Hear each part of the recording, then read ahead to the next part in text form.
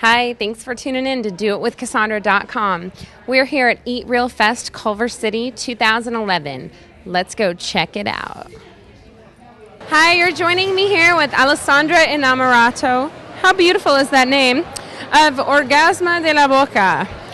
What does that mean? I don't know. You'll have to look it up, kids at home. I know. But we are here tasting delicious olives, and so I wanted to talk to her a little bit about what she's making. How'd you come up with this business?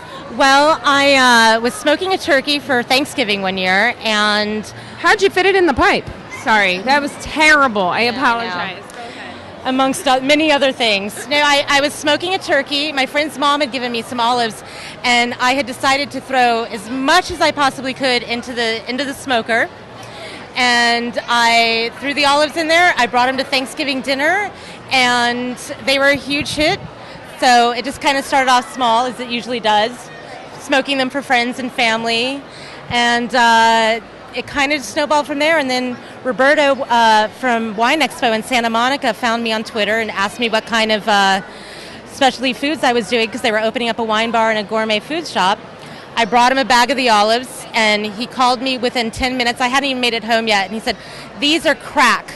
I want them now." So that's kind of how it started. I wasn't even thinking of doing it as a business. Oh my gosh. And before I even had a business or labels made, I was already getting a ton of press, like the LA Weekly and Tasting Table. And How cool is that? I mean, seriously, I'm not huge into like mesquite flavor and smoking, so like I don't love Gouda, and so I didn't know what my reaction was going to be, but something about like the pungent quality that an olive has with the smoke is like, it's amazing. It is crack. I was like, Oh my gosh, now I want wine and I want cheese, and like it's just this, it's exciting. I know that sounds corny, but the flavor really is exciting. yeah, and you know, I've converted a lot of people who swear to hate olives. I get the, we do not like olives, we never, and then they'll leave with 3 jars. Because it changes the flavor, it changes the texture, and especially with the ones that have had a little heat added to them. Those are my favorite. Yeah. I like things a little spicy. I do too. So now you use olives with pits. Now, why not pitted olives? Is there a conscious reason, or? Well, I mean, the main reason is because I'm just a small artisanal maker. I don't have a manufacturer. So, people are like, "Are you going to do a stuffed olive?" And it's not like I'm going to sit there and stuff thousands of olives by hand. And until I get to a different level, I prefer the whole smoked olive or the whole olive anyway, because it's got a meatier texture to me. When you get a pitted olive, it's a lot softer.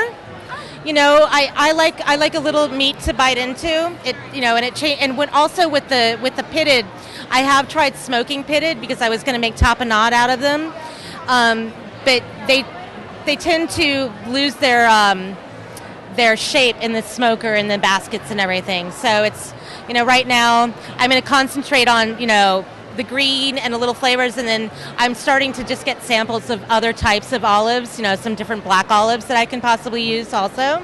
I actually really like that they have the pit. It feels more homemade. It's and I think that there's a need for that. So I don't think you need to do pitted. I just was wondering if it made a difference in the flavor, but it makes a difference in the consistency. It makes a difference in the consistency, and that's what I don't like that much. So it's like if my olives get too much heat on them, then they lose their consistency also. Well, and I mean, consistency is a third of food. It's like consistency, flavor, and look. And if one isn't working, it's not working. But then, it's so funny because, like, as an artisanal food maker, too, I can play, like, when people are like, "Oh, well, that one didn't taste quite the same." And I was like, well, it is, artisanal. So it is, we're just playing around, sometimes. So, but yeah, I mean, now that I've getting more accounts, like wholesale accounts, I do definitely have to worry about, more consistency. So I'm sure, yeah, because I make a really good sauce at home, but it's not the same sauce every time I make it. And if I was selling it, it would have to be the same sauce every time. I mean, I'm a professional chef and caterer by trade. I started cooking when I was 15. I'm in my 40s now. And you look great. Thank you. I love that the new 40. My Italian skin. So yeah, I tend to get bored easily. So this was kind of one of those things. I wasn't sure if it was going to work for me, if I was going to like it, doing the same thing over and over again. Luckily, I still get to do the catering and on top of it. So, well, I think they're delicious, and I think you will too. So order them. You can get them off the website, right? Yep. There you go. Check it out. Thank you.